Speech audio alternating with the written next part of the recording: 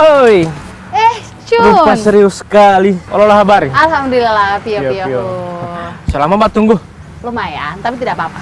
Rupa serius ini baketik apa? Iya, baketik tentang artikel Karawo. Jadi ada tugas harus buat artikel Karawo. Seberapa lama tidak baku apa ya? So lama sekali, sekitar 3 tahun ya. 3 tahun. Kuliah di sana bagaimana? Alhamdulillah, lumayan di perantauan. Di perantauan. Tidak susah. Lumayan susah, tapi bolehlah untuk pendidikan. Yang penting tidak lupa Gorontalo. Tidak lupa kampung halaman. Ini kamera yang ada pinjam untuk penelitian Karawo. Alhamdulillah, baik sekali. Baik sekali. Oke, nanti orang mau bikin penelitian tentang Karawo. Nanti butuh apa, so? DP sejarah, terus cara pembuatan Karawo dan harus menemui pengusaha yang sukses dalam bidang Karawo. Iya, kebetulan butuh narasumber, baru pengrajin sampai pengusaha yang sampai gontor nasional ini Karawo. Sudah, saya bikin janji. Hari ini dia so siap. Orang dia so tunggu sih sebenarnya. Oke. Bagaimana? Orang mau jalan-jalan atau langsung ke sana? Langsung ke sana. Langsung ke sana? Oke.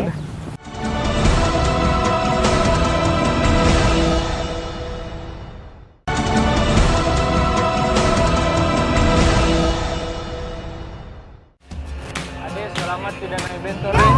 Sekarang tidak naik bentor. Berapa tahun? 3 tahun. 3 tahun. Nanti ini baru naik bentor lagi. Sini lagi. Oke. Makasih Om ya. Iya. Kasih Om. Jadi di sini Pak Alim ada tunggu orang. Yap. Pak Alim bilang orang dia tunggu di sini sih. Nanti Cun yang dokumentasi adik sementara wawancara. Siap. Oke. Langsung ke sana saja.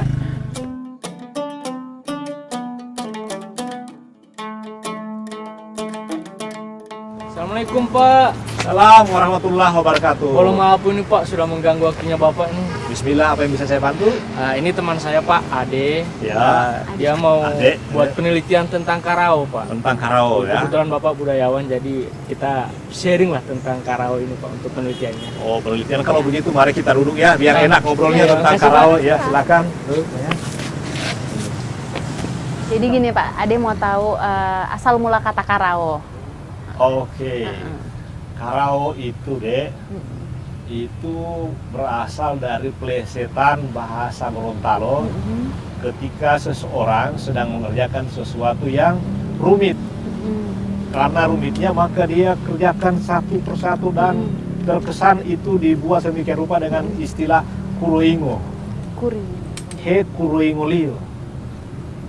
Dibuat sedemikian rupa satu persatu selibet, he kuroingo liu. Kalau diplesetin bukan kuroingo tapi Karawo. Nah, begitulah Karawo itu jadinya dari kuroingo Karawo. Ini. Dicabutin dulu benangnya baru kemudian dirawang benangnya. Ribet tuh. Itu. Untuk sejarahnya, sejarah Karawo. Awal mulai dari tahun berapa adanya Karawo? Oh ya. Gini, kalau asal usul mulai kapan Karawo ini ada? Belum ada riset sejarah yang menentukan tahun berapa itu dimulai. Tetapi ada perkembangan yang menarik terkait Karawo ini. Ternyata Karawo ini baru kemudian dikenal ketika satu saat setelah masa pemerintahan langsung Belanda yang disebut dengan Restrict Bestuur pada tahun 1889.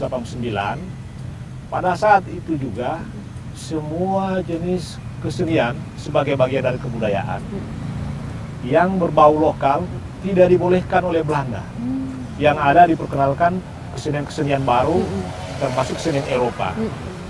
Jadi kesenian yang berbau Gorontalo, entah itu tarian, melukis, mengukir dan lain sebagainya, itu tidak lagi bisa. Tanggomo, lohidu, tidak boleh. Sehingga yang terjadi adalah kesenian itu dikerjakan secara diam-diam. Nah, yang menekuni ini kemudian kaum perempuan. Kaum perempuan ini tidak dicurigai oleh Belanda sebagai antek-antek pergerakan yang mengganggu kepentingannya. Oleh karena itu maka perempuanlah yang menyelamatkan kesenian Karawo ini sebagai bagian dari pekerjaan di rumah yang tidak dilihat orang. Dimulailah dengan mokuroingo, Karawo, dibuatlah sedemikian rupa, lalu jadilah Karawo itu. Intinya karao ini selain dikerjakan sebagai sebuah keindahan untuk mengkurai karao, itu juga sebagai sarana bagi kaum perempuan untuk membebaskan diri dari rasa keterkungkungan tentang keindahan yang ada dalam dia. Luar biasa kan? Iya. Kebudayaan kita kan? Luar biasa. Jadi dalam keadaan yang tertekan sekalipun, ekspresi kebudayaan itu tetap bisa dikeluarkan oleh mereka.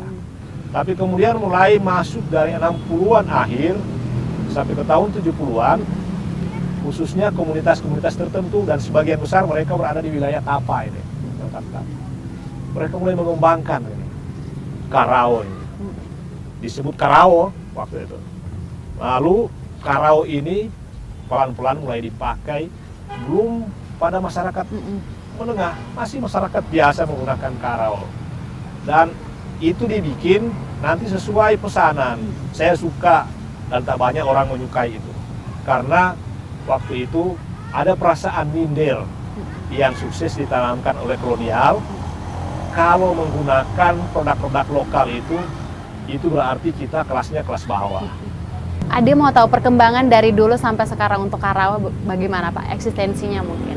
Oke lah, begini deh. Jadi karao dulu kan dari sisi desain ya, itu masih sederhana. Bulatan, kotak, persegi, dan kemudian berubah di tahun 70-an itu mulai ada motif bunga-bungaan, dedaunan. Ini dikerjakan secara hati-hati. Kenapa? Karena di kebudayaan Gorontalo itu dilarang untuk menduplikasi dalam bentuk gambar atau ukiran terhadap makhluk yang bergerak.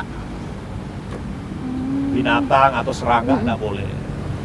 Mau tanya enggak kenapa? Iya, alasannya mungkin Bapak. Iya. Mungkin lebih menarik. Kenapa? Karena dikhawatirkan nanti satu saat itu akan dipercaya memiliki kekuatan magis, kekuatan gaib, Iya. sehingga membuat jadi syirik, merusak akidah dan tauhid. Kan filosofi kita ada berseni sara, Iya. sara berseni Quran. Itu. Untuk harapan Bapak untuk anak muda untuk pelestarian karao ke Iya. depannya. Saya berharap anak muda seperti Ade ini Iya.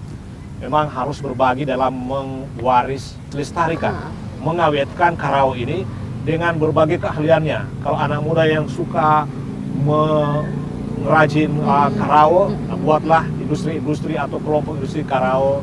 Anak muda yang suka menggali lebih jauh lagi apa filosofi karao dan seperti apa nanti pengembangannya, seperti ada ini melakukan riset, pengembangan desain dan seterusnya. Anak muda yang hobi bisnis, bikinlah ekspansi bisnis bukan hanya di Gorontalo, di Jakarta. Ini sudah pernah ke New York, sudah pernah ke Inggris. Kemana lagi bawalah Kerawang ini menjadi duta kebudayaan Gorontalo internasional. Kita berharap kepada generasi muda yang bersemangat seperti Ade ini menjadi visi anak muda Gorontalo ya.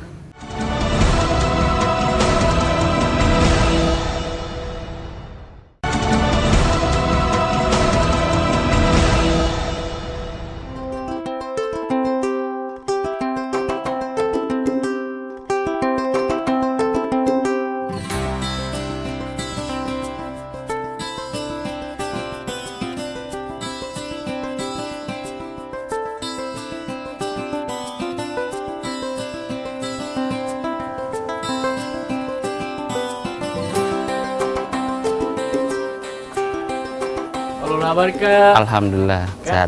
ini Ade yang mau tanya-tanya sedikit tentang proses pengerjaan karao. Oh iya, mari silakan duduk. Iya, mari Kak. Oke, jadi gini Kak, Ade bisa tahu tidak untuk jenis-jenis kain yang bisa di Kerawang seperti apa sih Kak?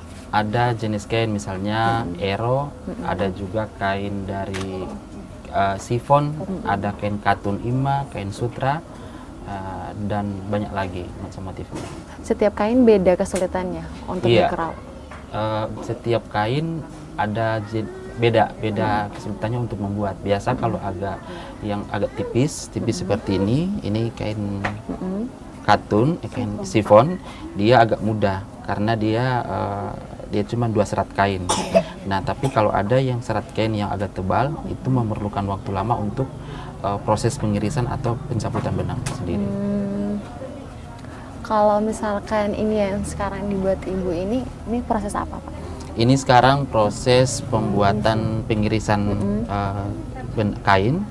Setelah itu kita masuk pada proses ini pencabutan. Oh, pencabutan. Nah, ini ada ya sebelah sini pencabutan kain kuning. Ini kain-kain yang setelah diiris kemudian diproses pencabutan, kemudian kita masuk pada proses penyulaman.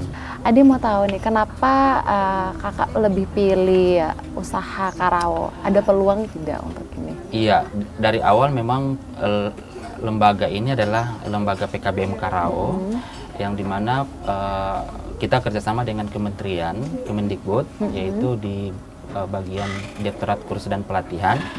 Kita membuat satu program pelatihan kepada masyarakat itu dari awalnya seperti itu.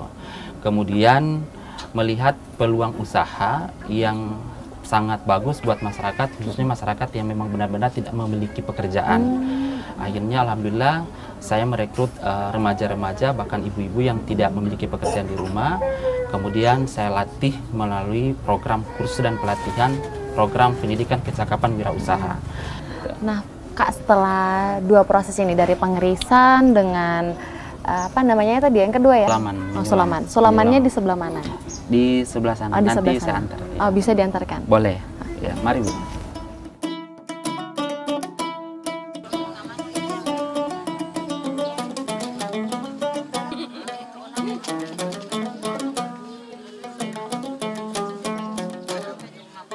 Ini ibu-ibu pembuatan sulaman karao yang pada prosesnya ini sudah tahap sulam.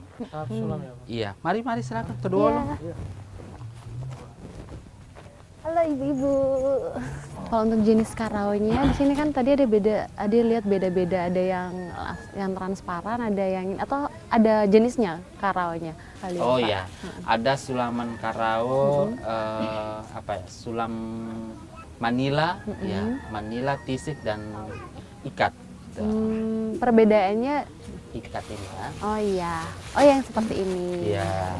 Ini apa, contohnya. Pak? Ini Ini, Kak? ikat ini ya. Oh ini Kak. Iya. Yang ini Manila ini. Iya. Jadi ada macamnya ini. Nah, jadi memang tidak ada motif ini ya, motif sulaman cuman diikat ini. Ya. Terus kayak gini ya Seperti motifnya. ini. Dari jenis karao yang seperti ini, kira-kira berapa lama pengerjaannya? Biasa pengerjaannya kalau misalnya di warga belajar fokus dalam pengerjaan biasa 4 hari mereka kerjakan. Tergantung ini kan kita tidak menggunakan alat, jadi kita menggunakan memang satunya kesempatan dari si warga belajar itu yang ingin melakukan sulaman tersebut. Kemudian kalau misalnya kita pakai mesin kan kita punya target waktu, misalnya 1 jam 2 jam bisa dikerjakan, tapi ini kita tidak bisa pastikan. Biasanya kalau si warga belajar tersebut dia fokus mengerjakan misalnya dari pagi sampai dengan sore, paling lebih cepat dia kerjakan paling cuma 3 hari. Biasanya di dalam satu kain seperti ini bisa berapa sulaman karao ya dibuat? Iya, yang ada tergantung ukurannya kecil atau besar gitu. Biasa mereka cuma di bagian belakang sini, ujung, kemudian bagian kepala ini, bagian atas.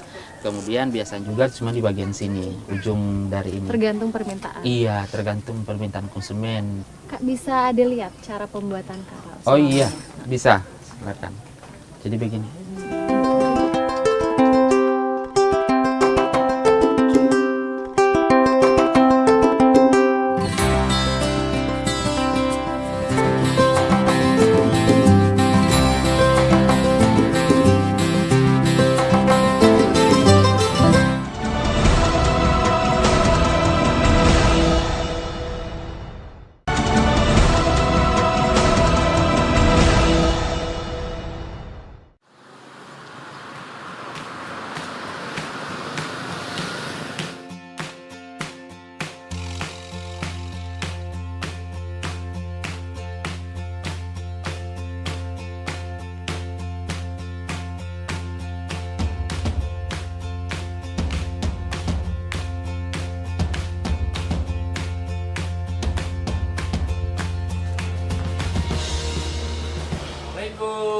Waalaikumsalam. Apa kabar? Walau bari pio-pio. Pio. Ini Kak Agus yang saya ceritain mau buat penelitian tentang karao. Ini Ade. Oh, Ade. Halo Ade, saya Agus dari Rumah Karao. Gimana? Langsung wawancara aja Kak ya? Oh, boleh. Mari. Iya, mari. Silakan.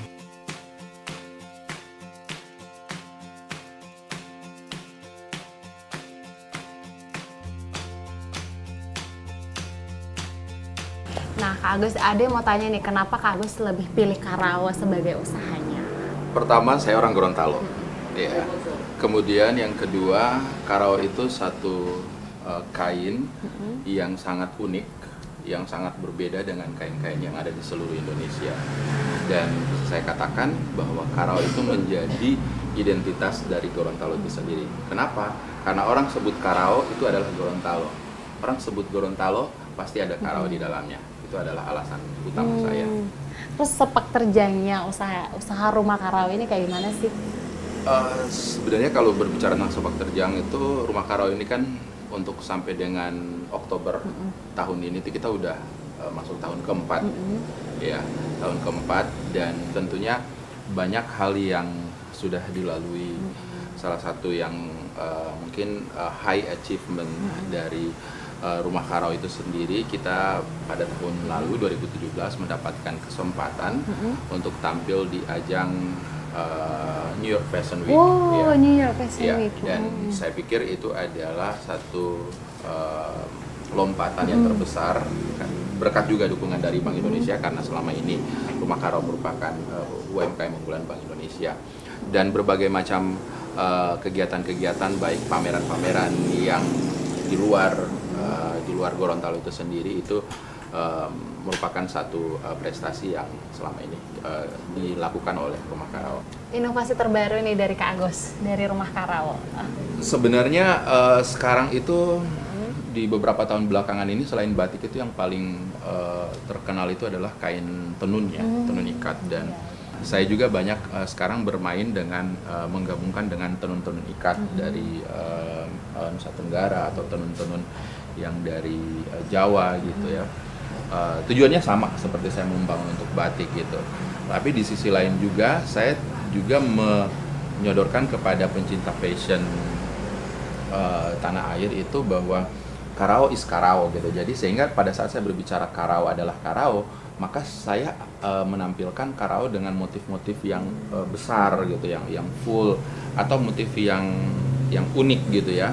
Artinya selama ini kan orang-orang yang dulu pernah datang ke Gorontalo dan pernah tahu Karao itu mereka berpikir, oh Karao itu yang ada bunga atau ada jagung atau ada ikan gitu. Nah, maka saya keluar dari pakem itu, saya bikin misalnya waktu ke New York kemarin saya bikin motif benteng Otanaha, saya bikin motif burung maleo, saya bikin motif Salvador Dali sponge, whale shark gitu ya. Dan itu berkembang juga, jadi inovasi itu berkembang. Terakhir kemarin waktu saya ikut Indonesian Fashion Week, saya bikin motif Borobudur, bikin patung Buddha, burung-burung seperti itu. Jadi saya keluar dari pakem itu, dan itu adalah bagian dari inovasi yang saya lakukan sebenarnya. Dan Ade bisa lihat video, contoh-contoh video waktu di New York. Oke. New York. Ini yang motif-motif ini, kayak ini motif whale shark gitu ya, yang dipakai oleh salah satu model. Kemudian nah ini motif Salvador Dali sponge gitu, yang juga dipakai di sana. Dan sebenarnya ini merupakan satu puncak dari bagaimana Karao itu bisa berbicara di tingkat dunia gitu. Nah, ini saya dengan teman yang membawa Karao ke New York Fashion Week ya. Jadi kita kemarin itu memang kita fully supported dari Bank Indonesia. Kak, sedikit penasaran nih Kak. Kak Agus lebih fokusnya ke baju pria atau baju wanita? Jadi Rumah Karao itu memang pertama kali itu kita spesial untuk mengeluarkan untuk line pria gitu ya. Tapi memang secara resminya itu saya belum mengeluarkan line untuk wanita.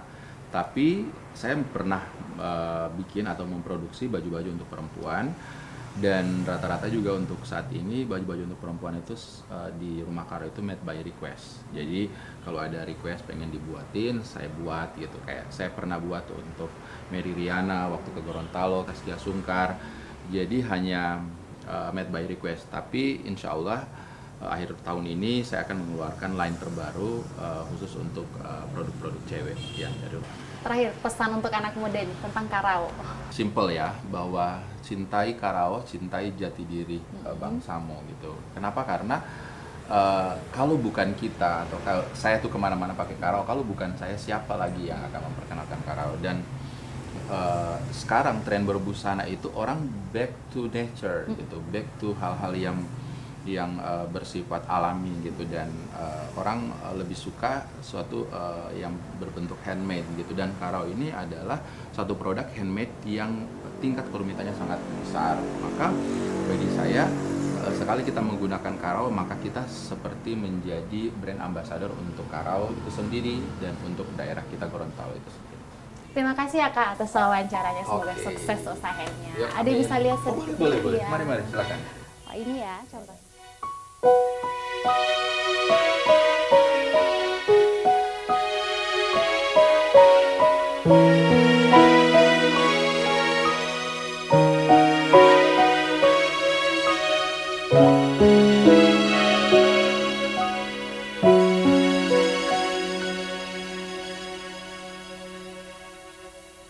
Hulunta lolipu Bila tu